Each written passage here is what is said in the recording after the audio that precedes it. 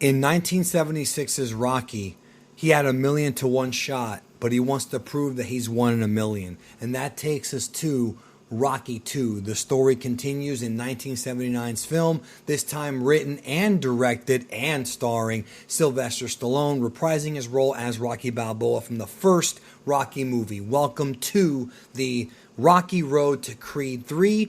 As we continue our look back at the Rocky films, this time Rocky 2 from 1979, everybody from the first film has reprised their roles. I already mentioned Sylvester Stallone, Talia Shire, with a much more important role as Adrian in this movie, Burt Young as Paulie, Carl Weathers as Apollo Creed, and once again, Burgess Meredith as Mickey, the trainer of Rocky. So one thing I love about this movie, I'm just going to say this before we go any further. I love how it picks up right at the end of Rocky 1. So you can watch this movie right after Rocky 1, like in one big movie marathon, like with Halloween 1 and Halloween 2, where they kind of go back to back. I do love that, but some time does pass in the film, and the film is built around a rematch from the first movie between Apollo Creed, the heavyweight champion of the world, and Rocky Balboa. After Rocky lost a split decision, a lot of people thought that Apollo Creed actually lost the fight, even though the judges gave it to him, which happens all the time in the real world. But in this situation, Apollo's ego gets the best of him because he cannot accept that Rocky, who was a nobody until Apollo Creed gave him the opportunity, in all respects, he cannot fathom that this guy went the distance with him, and he wants to prove to the world that he got lucky. And that is really the story of the film. Rocky 2, for a long time, I think, is the redheaded stepchild of the franchise. I guess you could say that about Rocky 5, but everybody hates Rocky 5. Rocky 2 seems to be one that's really underrated, and I'm going to just say this right now. I haven't seen this film in like 10 years, but I did watch it recently for this retrospective, and man, did it connect with me. I think this is one of those movies that the older you are, the more it resonates with you. That's how I feel. Because when I was a kid, I always, leaned more towards Rocky 3 and Rocky 4. But when I'm an adult, Rocky 1 seems to be a bit more like, okay, by the time that I was able to really appreciate Rocky 1, I had already been an adult. I already went on dates, and I understood like the thing with, Rocky and Adrian. It kind of connected more. This movie is really for adults because Rocky and Adrian go from just dating to, of course, being married. He asks her relatively early in the film. I love how Rocky and Creed both end up in the hospital due to that crazy fight they had, and then Creed, who again cannot handle the split decision, he could have just walked away. And just fought somebody else. No, he wants to hurt Rocky, but Rocky has retired from the sport. So the story kind of follows what happens to Rocky after Rocky 1. He makes some money off the fight. He tries to capitalize through the fame that he got from the first fight with things like action figures and, commercials. And the whole thing kind of shows the struggle of Rocky trying to not only deal with this new fame, but also him trying to get a regular civilian job because he feels like now that he's marrying Adrian and how badly he was hurt in the first film, that fighting might not be what he wants to do the rest of his life. It might just not work. And he wants to be there for Adrian and, his upcoming baby because she is pregnant in this film.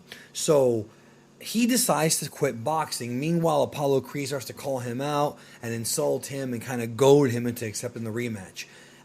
So the movie sort of goes through Rocky navigating his way through life, trying to do something else, but he quickly realizes that fighting is pretty much all that he has.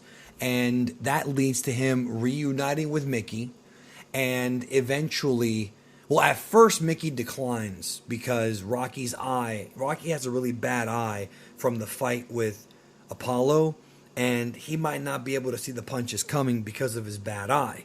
On top of that, on the other side of things, and I do love how the film cuts between Rocky and Creed's sort of story, Creed's camp is telling him to not take the fight. Not just because Rocky's a southpaw, but because the fact that Apollo kept hitting Rocky and hitting Rocky with massive shots and he kept coming is terrifying. It's like this man can eat up punishment. He can take shots. And so it starts being a thing where Rocky realizes he has to get back into fighting, but Adrian doesn't like it. That leads to Paulie yelling at Adrian, again being the dick of the franchise, especially in this movie. Adrian goes into a coma, and that's when the movie's emotional heart really begins. Talia Shire gets a real good chance to act here, and she is so lovable and so likable and such a great character. Adrian in Rocky 2 and Rocky 3 is probably my favorite character in the whole thing, aside from Apollo Creed. So Adrian, of course, being hospitalized distracts Rocky from his training to fight Apollo. Eventually she wakes up, and we have, to me, one of the most powerful moments in the Rocky series when she asks him, when they have the baby, she wakes up, he's happy, he wants to be with her, he's a good man, he wants to be by her side, and Adrian's like, you have to do me one more thing. He's like, what? She says, win. And then Mickey goes, what are we waiting for?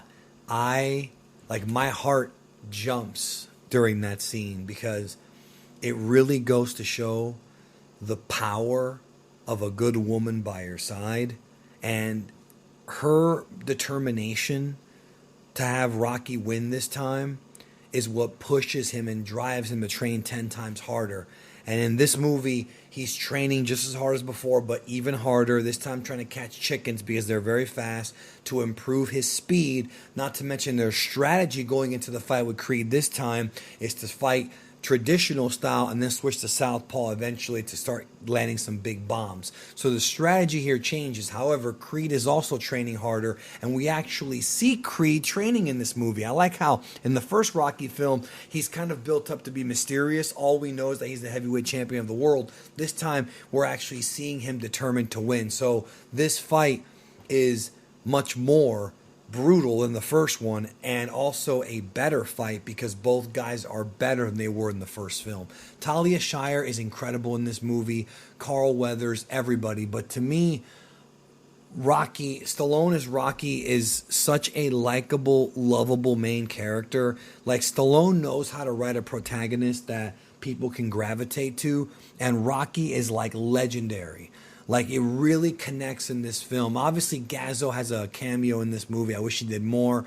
I love the little things like when Rocky tries to work at the meat factory and then, he can't because there's not enough work and this, that, and the third. And I love how in this movie we see Rocky doing things like going and asking for prayers, and then he shows up at the fight late in the Spectrum. The fight in this movie might be the best fight in the entire Rocky franchise because, man, and big credit to Carl Weathers and Sylvester Stallone for getting in tremendous shape, because Carl Weathers is out there and he's throwing punches and it's like he's a real boxer. He is moving incredibly fast. I would not have ever wanted to fight Carl Weathers back then because the dude could have blitzed you. And I know he's not really Apollo Creed, but boy, whether it be good camera work, editing, or just Carl Weathers' hard work, those punches look devastating. He pummels Rocky, leading, of course, to the finale of the movie where Rocky and Apollo both go down. Rocky gets up first. He becomes the heavyweight champion of the world, and he thanks Adrian, and there you go. Rocky 2, I'm going to say it right now, and I didn't feel this way for a long time. I put Rocky 2 equal to Rocky 1. I know to a lot of people that's sacrilege because a lot of times sequels are either better or they don't measure up, and most of the time they don't measure up. I think Rocky 2 is a logical continuation of the Rocky story where we left off. I think everything in the film makes sense. I think the movie has heart. I mean, I got emotional watching this movie, just seeing Sylvester Stallone break down and cry that his wife is in a coma. He's reading to her. Like, there are so many moments in this movie. Stallone knows how to write a babyface. Stallone knows how to write this character, and that's why going into Creed 3, I'm a little bit worried. Obviously, Michael B. Jordan's a great filmmaker. I mean, well, or so we believe. I haven't seen the movie. He's a great actor for sure, and he understands the Creed character, Donnie Creed. But it's still one of those things where, man, like Stallone needs to be there because Stallone is the heart of Rocky. He is the heart of this franchise, even if he's not the main character, even if he's not the one fighting. But so many moments in this movie. I mean, I would have wondered what would have happened if John Avildsen had directed. Stallone chose to direct this one because he was busy with Saturday Night Fever, but Stallone did a great job. I mean, he had to campaign for it, but he did a great job. And because of that, he was able to direct more sequels coming out of this. I really, really love the ending fight scene. I love the scene of Rocky running through Philadelphia with the kids behind him. I know some folks think it's cheesy. I love it. I love when he outruns them because kids have a lot of energy, but Rocky has more. And it's just unbelievable, just an unbelievable soundtrack. Once again, Bill Conti returns to score the film. We're seeing tracks from the first movie used once again. I love the 2 different training montages. It's just an unbelievable movie. I feel like the older you are, the more you appreciate this film. That's how I feel. I like I said, I like it more now in 38 than I did when I was a kid. I mean, there are parts of it that go slow, but watching it now as an adult, I know why those scenes exist, and they are there to provide more context and more character for Rocky, Adrian, and everybody else. Adrian is like the perfect wife in this movie, dude. It's phenomenal, like how she's so supportive. There's so many great scenes that nobody talks about as much as they should. Like when Rocky tells her, I don't want to ask you to stop being a woman, so don't ask me to stop being a man. When he considers fighting again, I mean, he's got to be a provider for the family, and if fighting's the best thing he knows how to do, he's got to go out there. But he's facing off against Apollo, and Apollo is much scarier in this film, but Rocky does overcome. We find out, of course, in the third film, it's because Rocky had the edge, the eye of the tiger. But in this movie, it's a masterpiece. I think it's really, really underrated, and I put it equal to Rocky 1.